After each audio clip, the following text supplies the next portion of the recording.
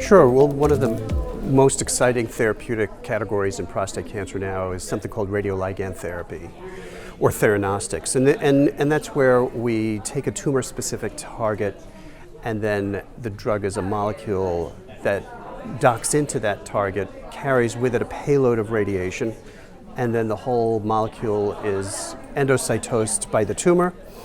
And then after it's internalized, the radiation kills the prostate cancer cell. Right now, there's one primary target for radioligand therapy. That's something called PSMA. And there's only one FDA-approved therapy for radioligand therapy, and that targets PSMA. So, and that uses, the existing standard of care uses something called lutetium, which is a beta emitter for its radiation source. So this is new on many fronts. First, the target is a brand new target in prostate cancer. It's very similar to PSA. PSA is called HK3, or human kallikrein 3, and this target is HK2, so very closely aligned with PSA. But the big difference between the two is that PSA is soluble. That's why we can just draw a blood test to test PSA. HK2 is not just soluble, but instead also is membrane bound. That makes it a really good therapeutic target because you can send a targeting molecule after HK2 and it will dock onto the membrane of the prostate cancer cell. And in fact, this molecule, JNJ-6420, does preferentially bind to the membrane-associated form of HK2 and carries as a payload not a beta emitter, but the more powerful alpha emitter, actinium-225. So there are many firsts for this. This is the first in human trial of this targeting agent.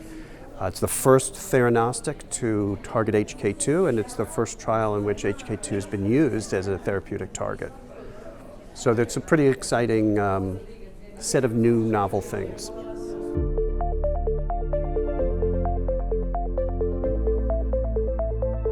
So the trial design had a primary objective of determination of the recommended phase 2 dose and safety.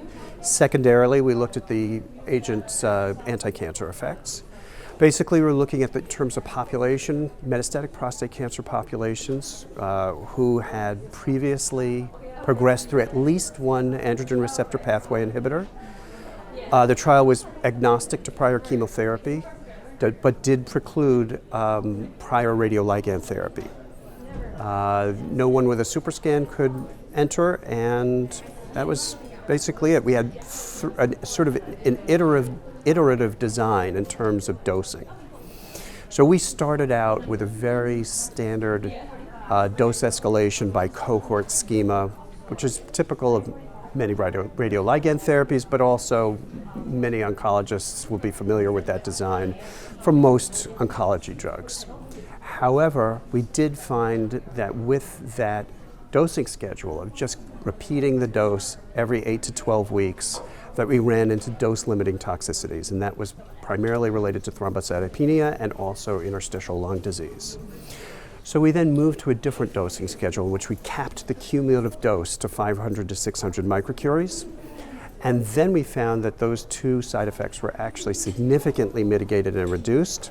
So we further optimized that by going down to an adaptive dosing schedule where patients just get one single 250 microcurie dose and then only got redosed when they biochemically relapsed and their platelets had recovered, and then with a lower dose of 150 microcuries, respecting this dosing cap. And with that, we did find that the side effects were really significantly mitigated, and the efficacy was maintained.